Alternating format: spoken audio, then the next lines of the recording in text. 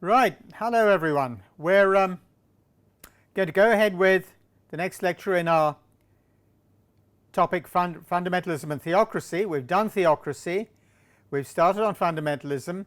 We're going to move on today to look at context for the rise of fundamentalism and at some contemporary materials on it. We'll then do, possibly as the next lecture, a worked example on some very fine analyses of context and the operation of fundamentalism. Okay, we're going to start by looking at context for the rise of fundamentalism. In what context does it arise?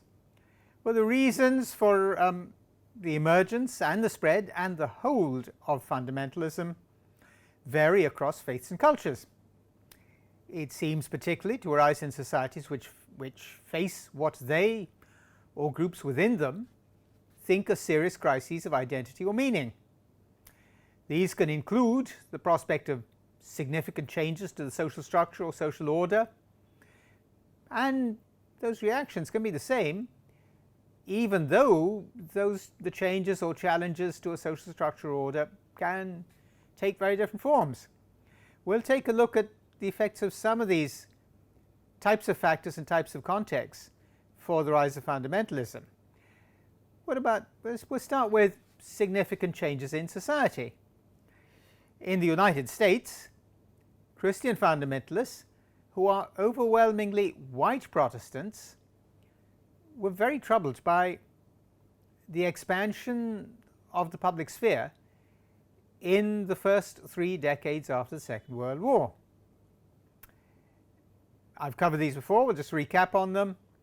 The Supreme Court ruled against prayers in schools because these violated the constitutional right to religious freedom. The federal government greatly expanded urban development programs and funding for public education at every level, including returning veterans after the war. Now, many traditionally religious Protestants, mainly white Protestants, felt their own ways of life were being threatened.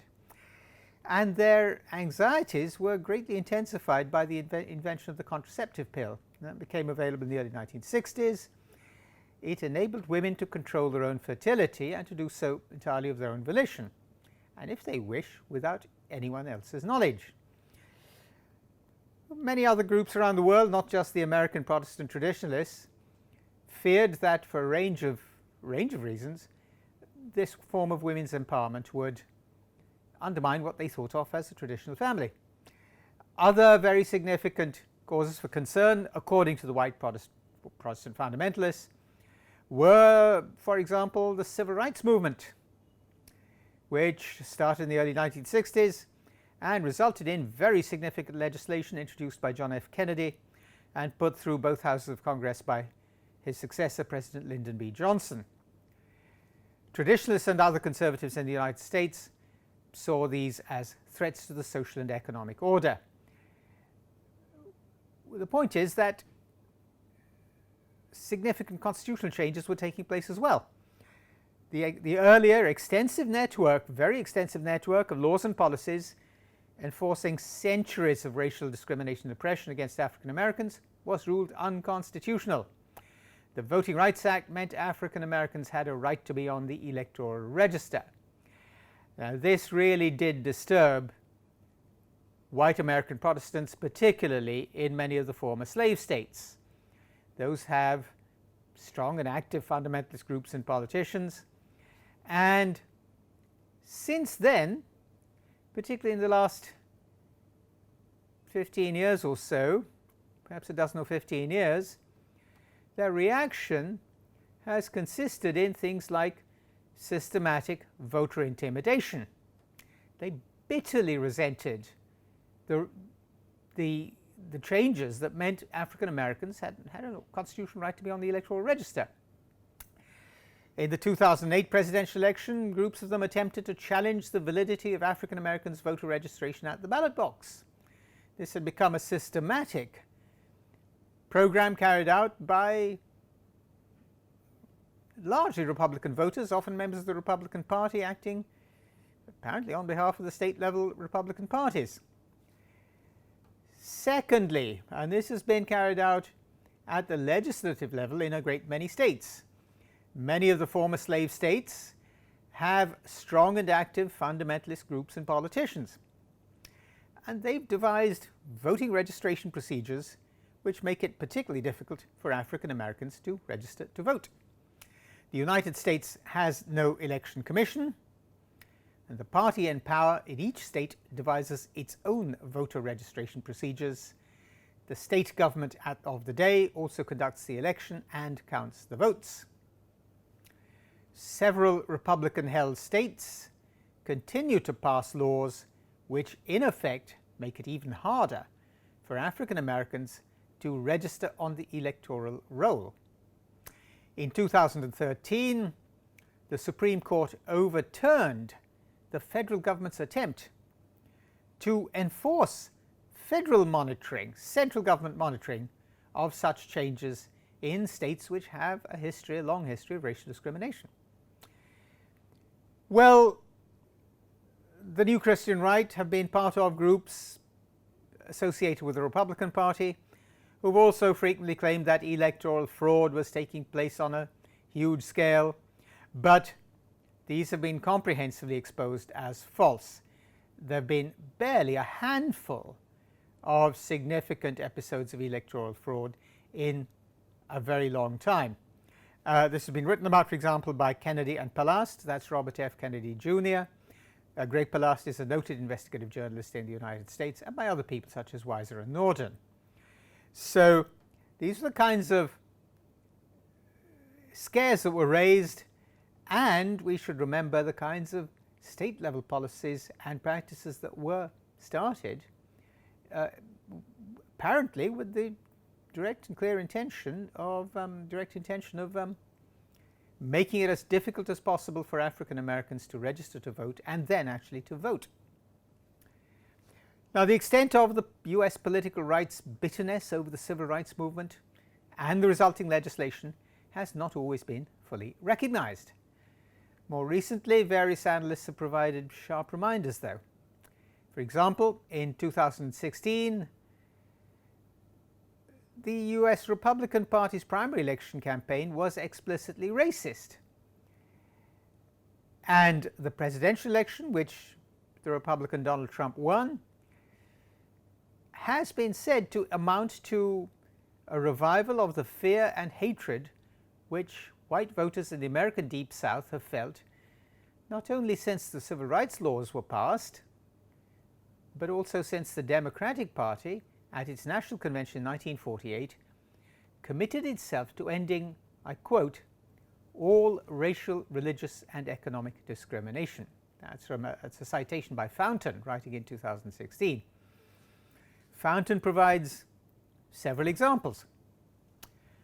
For example, Republican presidential candidates like Ronald Reagan have long used covert references. In the United States, these are called dog whistle phrases, to indicate their support for a return to the old racist ways.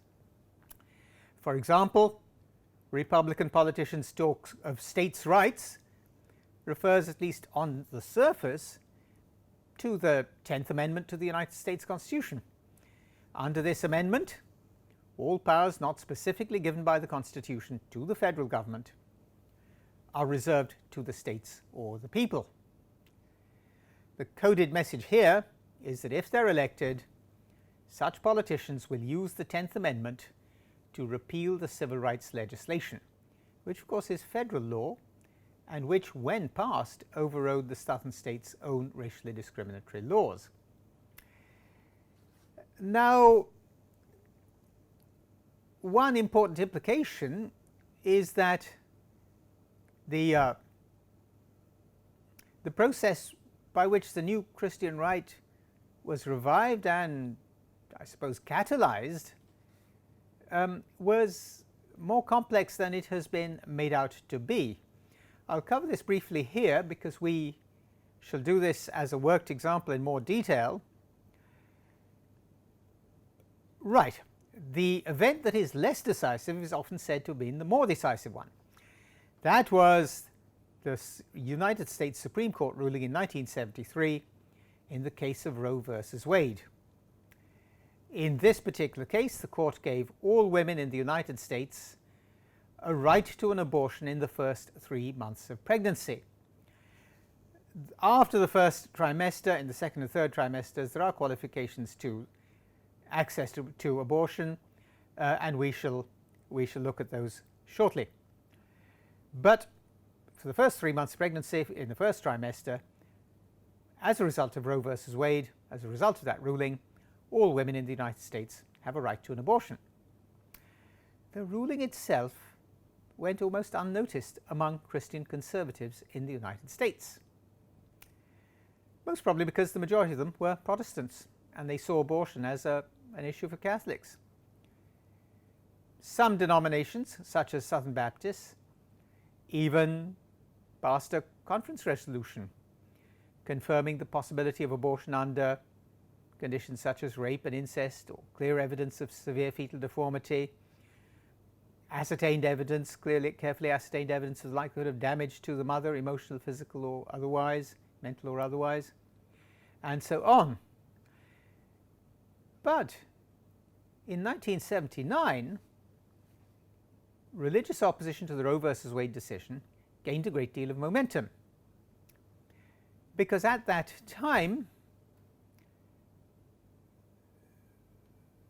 the leaders of the New Christian Right suddenly saw that opposition to Roe versus Wade, to that decision, might serve as a cover, a convenient cover, for something that even they, at that time at least, did not dare express openly in public, namely their extreme racism.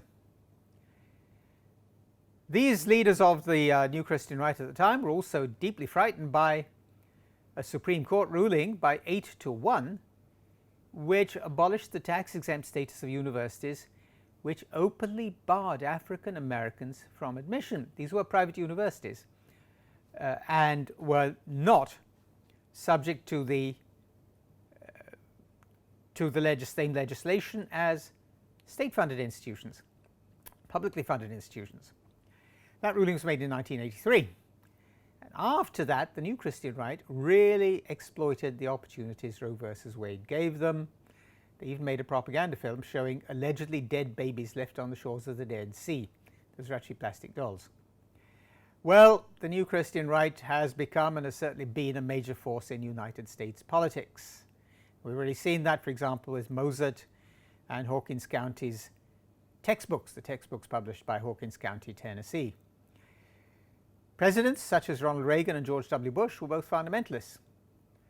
On his first day in office, George W. Bush issued an executive order banning United States-aided NGOs in other countries from using even their own non-United States funds in any way even remotely connected with abortion.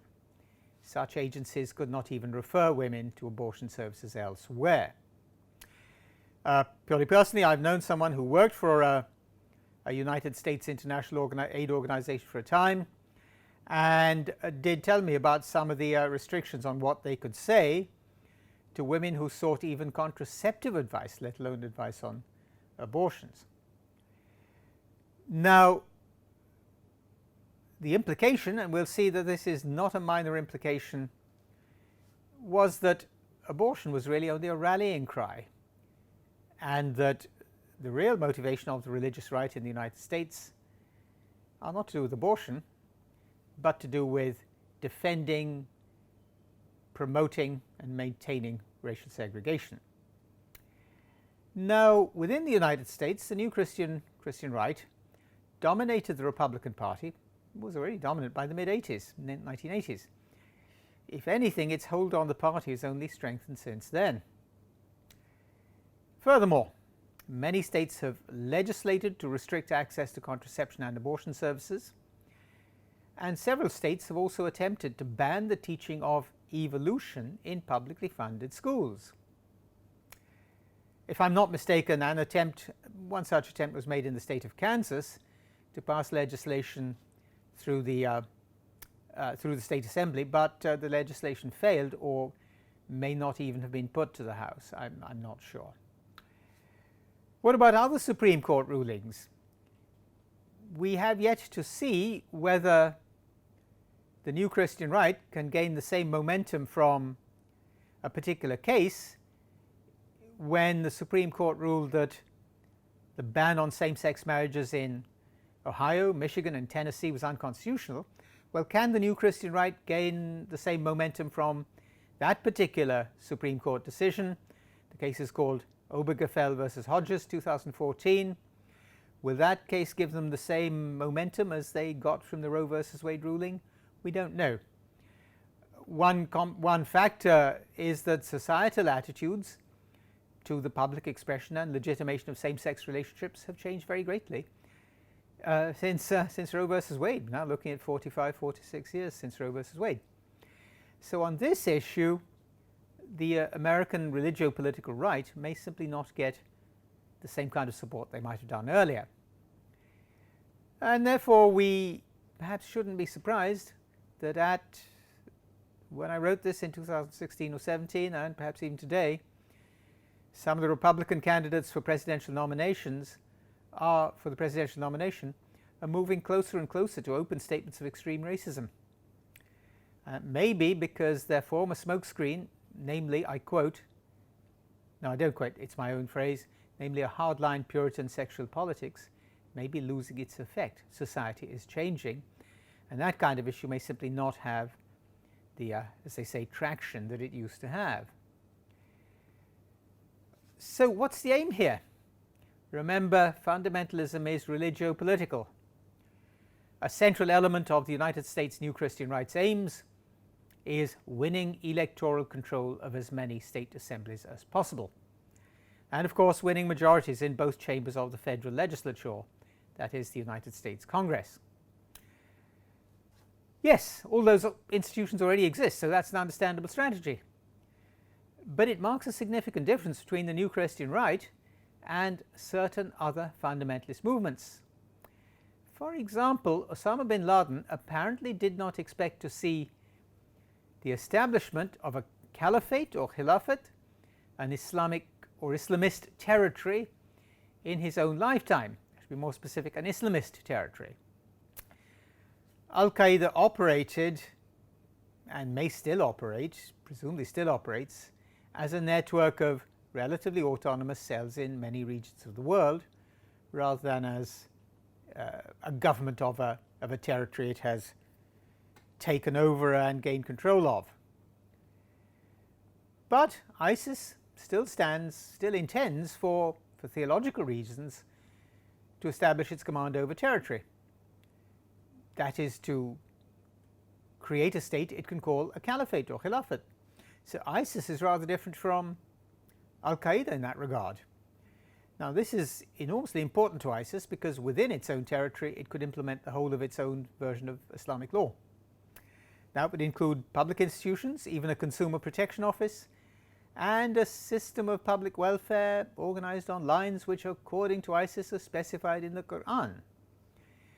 Leaders of fundamentalist movements are often extremely knowledgeable about their foundational texts. I've drawn that from an excellent analysis in the Atlantic Monthly, if I'm not mistaken, by somebody called Wood, written in 2015. Of course, since I wrote that passage, significant changes have occurred in ISIS's control over territory in parts of the Middle East, particularly Syria and parts of Iraq, and it's been said that they've lost control over the territory that they held. For a time their hold was really very formidable, very substantial, really formidable. Okay, so we've looked at societies facing rapid or radical social change as a context for the rise of fundamentalism. There's another type of context, and that is colonialism. The effect of colonialism or imperialism on former subject cultures can be, and I'm sure we've all seen effects of this, very, very long-lasting.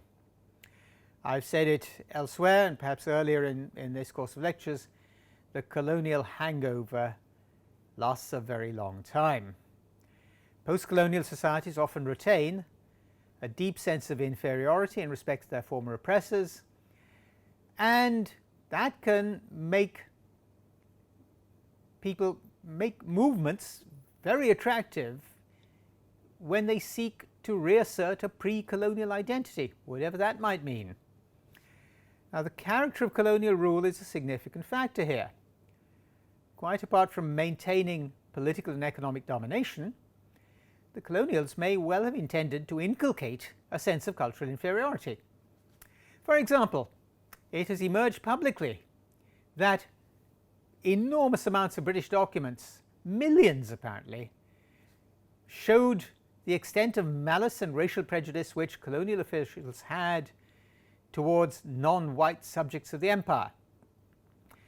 In addition, the use of torture against such subjects was recorded and has emerged in public, for example in a case in the English High Court about 9 or 10 years ago, when survivors of the Mau Mau rebellion, who were herded into concentration camps and tortured, won the right to sue the British government in the English High Court.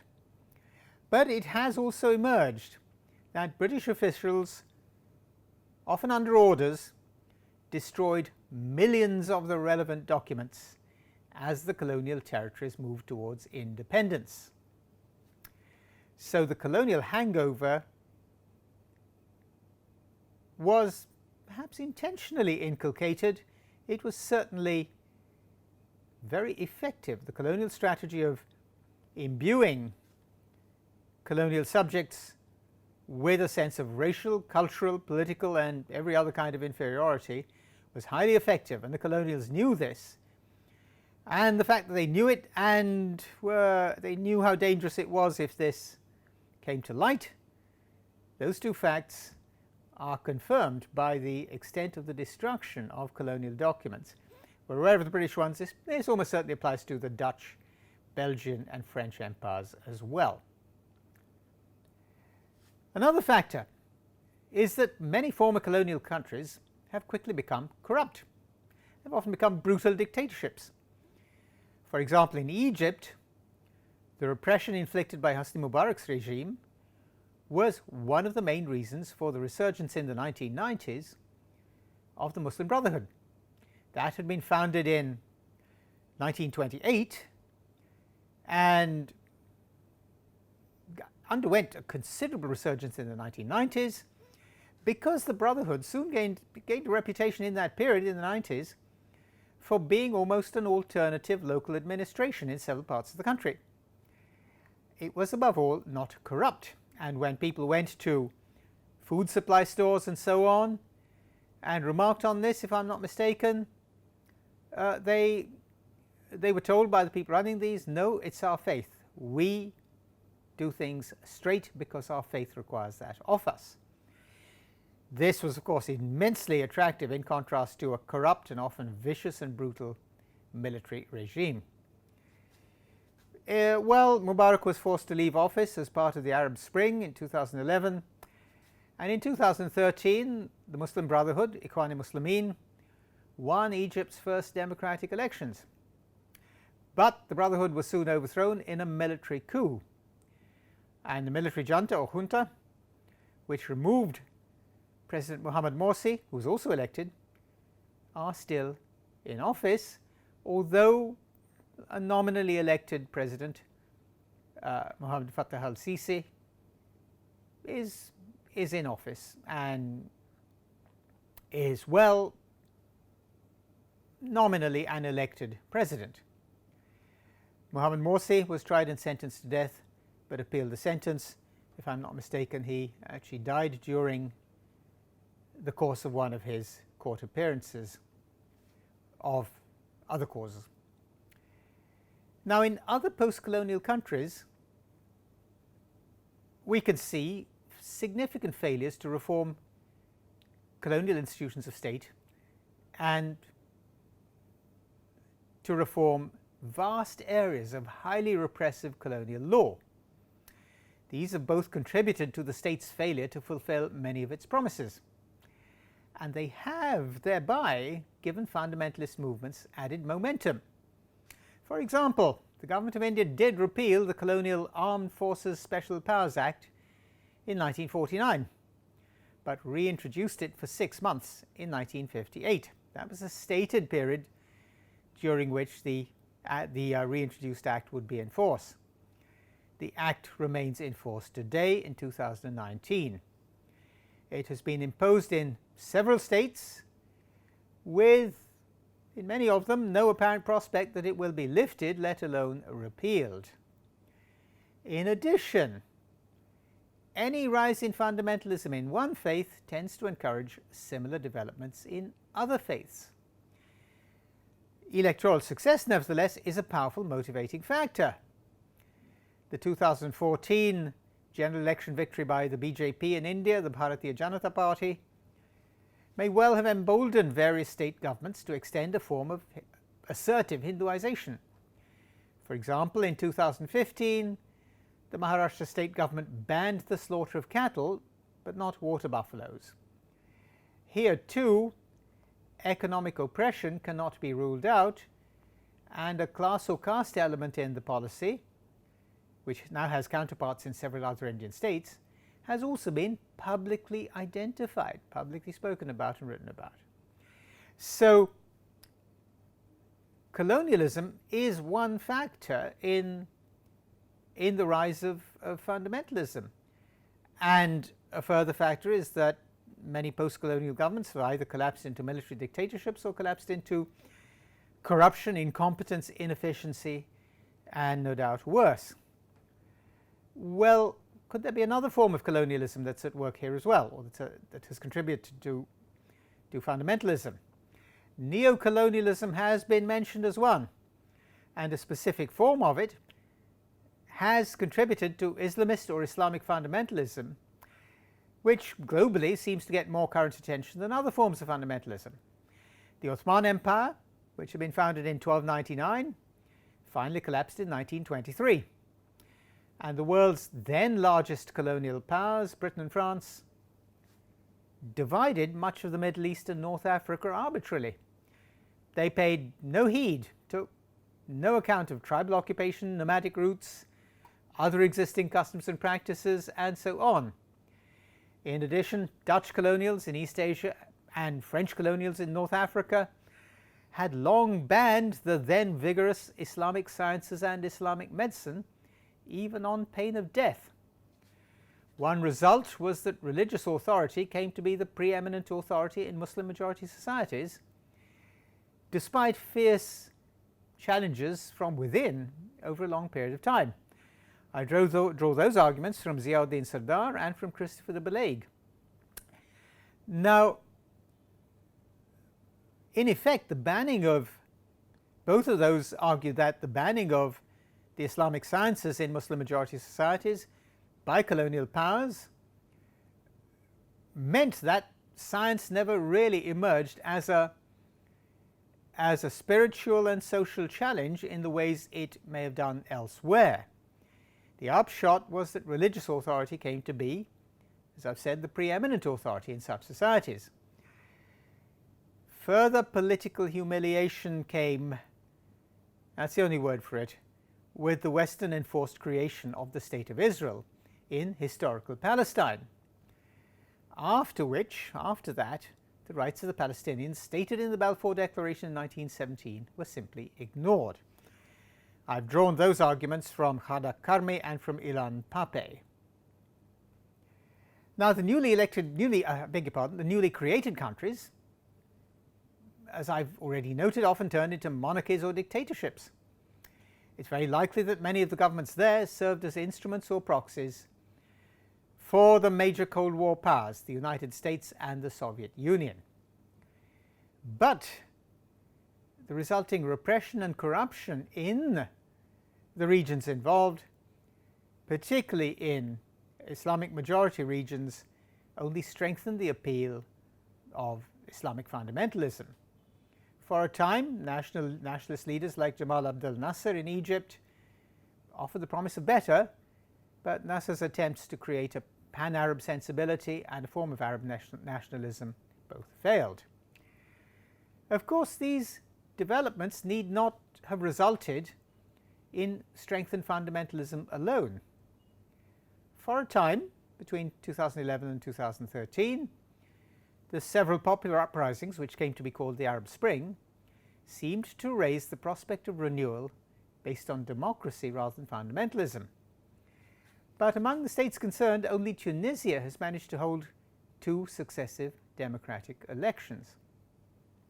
The second was held in 2014, and in this one, the moderate Islamist party, Ennahda, was voted out in favor of the liberal secularist Nida Tounes party by 86 seats to Ennahda's 69.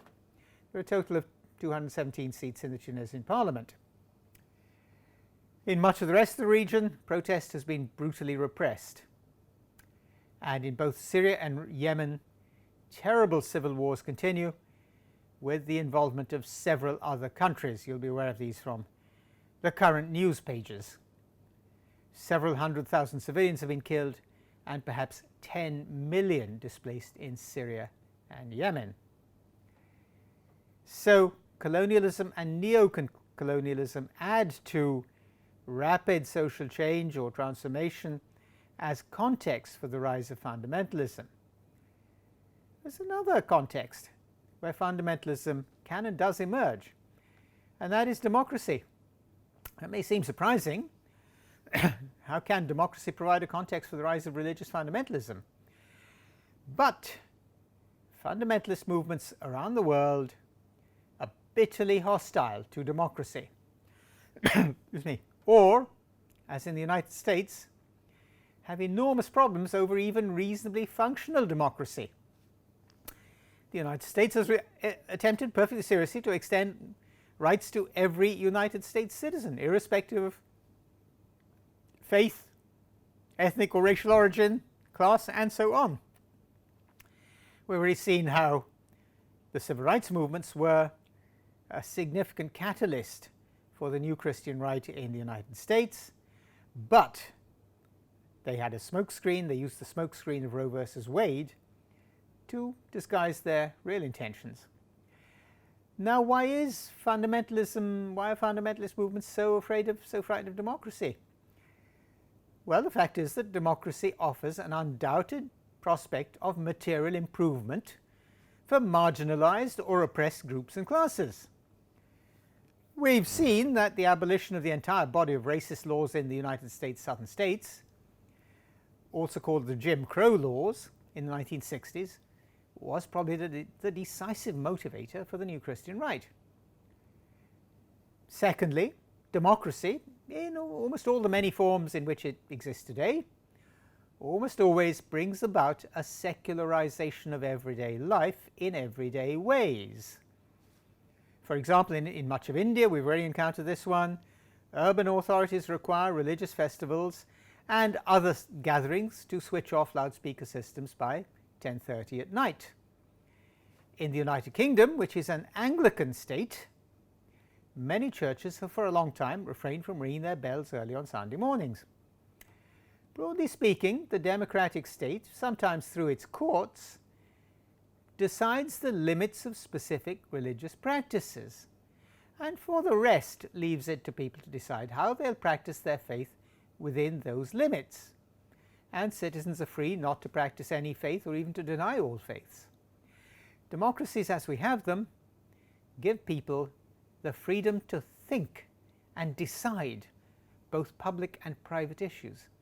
And that principle obtains irrespective of how well or badly any given democratic state upholds it. This potentially undermines all religious authority. Fundamentalism, by its very nature, has to reduce all of life to a few rigid prescriptions, and therefore has to exclude from membership of humanity all who even begin to question such prescriptions, no matter what their reasons are for questioning them, whether within the movement or outside it. Fundamentalism has to exclude anyone who questions its rigid prescriptions from membership of humanity. Well, that concludes our topic, fundamentalism. It concludes my exposition of theocracy and fundamentalism. we shall stop there and do a worked example in detail. We'll pause for a little while here and we'll resume with, we'll go on to a worked example.